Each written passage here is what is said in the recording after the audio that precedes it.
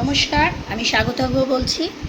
আজকে একটা ভিডিও দেখলাম, একটি ভদ্রলোক, একটা সার্জেন্ট বা পুলিশ যাই হোক, ওনাকে দেখা যায়নি, উনি ভদ্রলোককে ধরেছেন হেলমেট পরানি। খুবই অন্যায় করেছে, হেলমেট পরেনি কেন? ওনার সেফটির জন্য হেলমেট পরাটা খুব দরকার। বাই চান্স যদি কোনো অ্যাক্সিডেন্ট হয়, মাথাটা যদি বেঁচে যায়, হাত পা সারানো যায় ভেঙে গেলে, কিন্তু মাথাটার ক্ষতি হলে তখন লোক বাঁচে না। নিশ্চয়ই পরা দরকার। দাদা, আপনি হেলমেটটা পরবেন। কিন্তু উনি যে কথাটা বলেছে যে আপনি আমাকে ধরলেন, দিলীপবাবু তো 50 লাখ টাকার গাড়িতে ঘুরে বেড়াচ্ছে, কই তাকে তো বলেননি।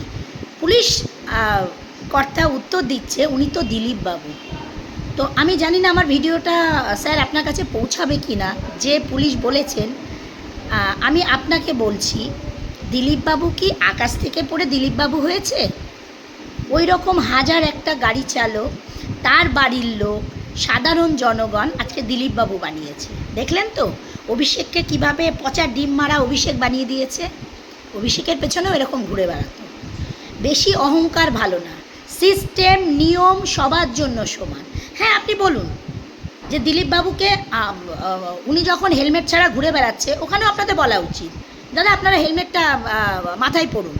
কারণ আপনাকে দেখে সাধারণ জনগণ চিন্তা করবে যে উনি তো হেলমেট ছাড়া ঘুরছে, তাহলে আমরা কেন ঘুরবো না? আপনি তো পুলিশ কর্তা, আপনি তো আইনের রক্ষক, তাহলে আপনি কেন বলছেন যে উনি দিলীপবাবু? ওনার কি মানে হাত তিনটে আছে, পা তিনটে আছে? ওনারও দুটো হাত আছে, ওনারও দুটো পা আছে, জনগণ ওনাকে দিলীপবাবু বানিয়েছে।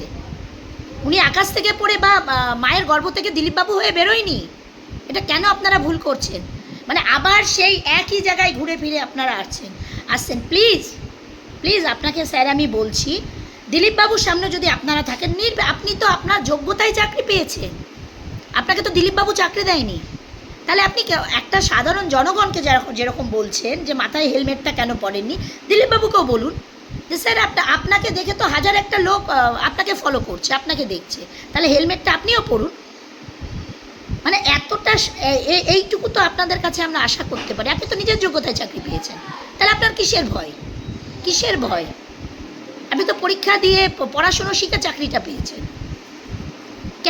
কেন এই জিনিসগুলো কেন সাধারণ লোক সহ্য করবে বলুন তো?